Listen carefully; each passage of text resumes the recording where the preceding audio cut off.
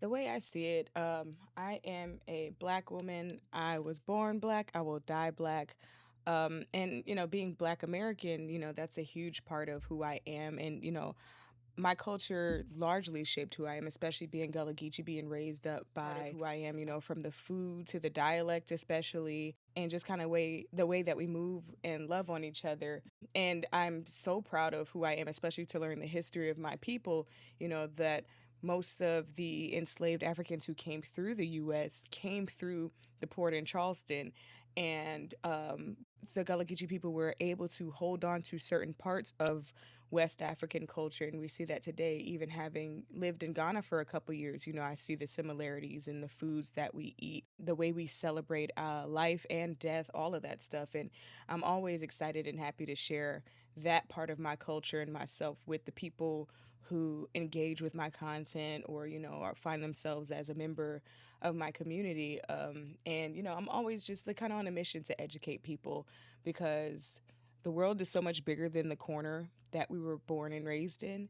And I think it's especially important that we reach out to each other as people and just kind of learn the different things that we have to offer each other. I think that obviously the most important thing that people should know about Juneteenth is the fact that it's not just a Black Independence Day. It's a celebration, but also a reminder of the fact that even though legally our people had been made free, you know, quite some time, there were still those who did not realize that they were free legally. We're still being treated and moving and living as if they were still enslaved. And I think, it's important that we celebrate those, our ancestors, of course, but also to remember that today we're really living much of the same life. Like, yes, on paper, technically, legally, we are a free people, but the work is not done. I don't think it ever will be, as long as we exist in the world as it is. So, even though it's easy to be comfortable and to be grateful for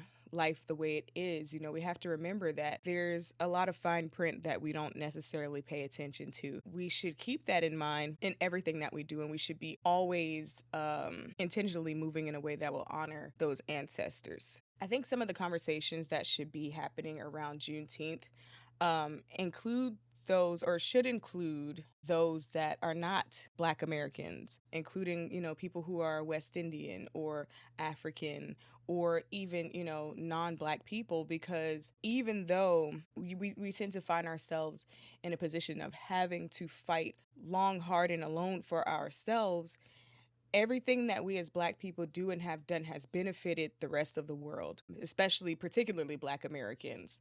So the diaspora wars happen all the time, which I think is nonsense. But at the end of the day, there is not a corner of the world that Black American culture has not touched. And I think when it comes to the conversation of Juneteenth, yes, we finally get a day off for it some places. I definitely had to work. But, at the end of the day, I think it's important. It's more important than just having another day off on the calendar because it's listed as a federal holiday. We all should be having conversations about what got us to this point in the first place, whether you're Black American, non-Black American, European, Asian, African, South American, Latin American, any of those things, like it all matters. So I think that's a thing that people should keep in mind, as the conversations happen. So this month, I actually, I had to work, of course, because, it's just a regular day for a lot of companies still. So I didn't get the day off, but I did get to celebrate with my coworkers, which I thought was cool, at least to see the holiday being recognized and acknowledged. And it's funny because I think it's kind of uncomfortable for non-Black people still, but we were loud and proud with our celebration. But then also, I am a part of the Twitch Black Guild. So we had a big Twitch rival stream. And so I also got to connect with a lot of Black streamers, which I absolutely love, because when I started, there wasn't like very much representation for Black streamers. And now we come in droves. So, and it was just like, getting together with the homies. So I really enjoyed it. Although they had me stressed out, we played Super Battle Golf for a couple hours. It was intense, but I had a really good time. So I streamed, of course, and, my community got to come and celebrate with me as well. So that's pretty much all I did this year. Didn't get a chance to get any fireworks or anything, but I plan on doing, much bigger and better things in the future. The advice that I have for Black creators, anybody who does creation in any capacity, whether it's music, whether it's dance, whether it's visual art, content creation, public speaking, anything of this sort, remember that your power is in your blackness. You know, there is power in your blackness. And that, you know, although you have to be careful that it does not drive every moment, you know, the hard thing about being a creative as a Black person is people constantly giving you opportunities based off your struggle. Hey, how hard is it to be a Black person in content creation? Tell us about it. You know, I don't want to focus on those things all the time because, yes, it is a conversation that has to be had, but that's not a conversation that I should be at the forefront of as far as solutions. The conversation needs to be had with the people who are withholding the opportunities or in a position to give people opportunities and choose not to for whatever reasons they may have. But for those of you who are Black creators and creatives, I would just say remember your power. We are magic, and everything that we touch turns to gold. So be proud, stand proud in your Blackness, stand proud with how you identify and who you identify with. And don't let anybody dictate how you see yourself and how you move. You are especially you. So let that be your driving force. Always just embrace and love every inch and every piece of yourself and pour that into your work, because at the end of the day, you are the only thing that you will certainly and absolutely have. So just lean into that. So just a couple of the things that I think people should absolutely know about Gullah Geechee culture and history and all that stuff.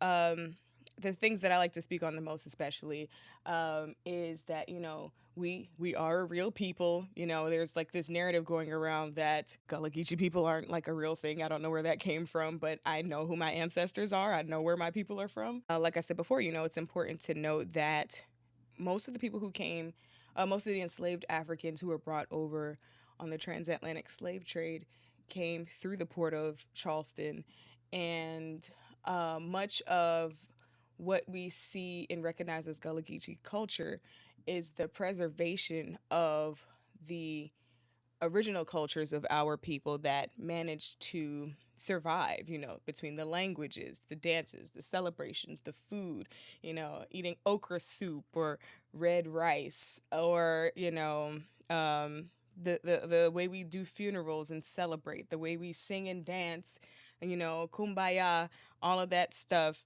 It's a whole culture in itself, you know, it's a whole subculture in itself, which I am happy to see is getting a lot of attention and shine and recognition these days because, you know, growing up, it was just my cousins, them, you know, it was just my people, you know. So now, you know, we're seeing it more mainstream and more people are talking about it and all that stuff. So it's very exciting to see. But what I would like to speak on, I'll say, because this is not, even being from Charleston, this is not something that I actually got to learn about in school, but Denmark Vesey is one of the men who was enslaved as an African, and brought to Charleston, South Carolina. And Vesey, he was one of the founders of the Emmanuel AME Church in Charleston.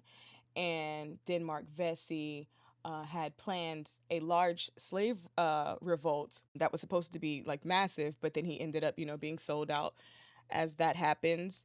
And, you know, he ended up being, you know, murdered after the fact. But it was his church that we saw was attacked. You know, we have the Emmanuel nine Black people from Charleston were in church for Bible study when a white supremacist, Dylan Roof, came in and murdered them. This is the very same church that Denmark Vesey co-founded, and I think a lot of people don't realize the significance of that. And then the fact that it happened almost right around Juneteenth, which I think is like the most, I won't even call it ironic because I do think that it was orchestrated in that way for that reason. But I think that's something very powerful that our people should be sure to acknowledge as we remember the Emmanuel Nine. God rest the dead. Or God bless the dead.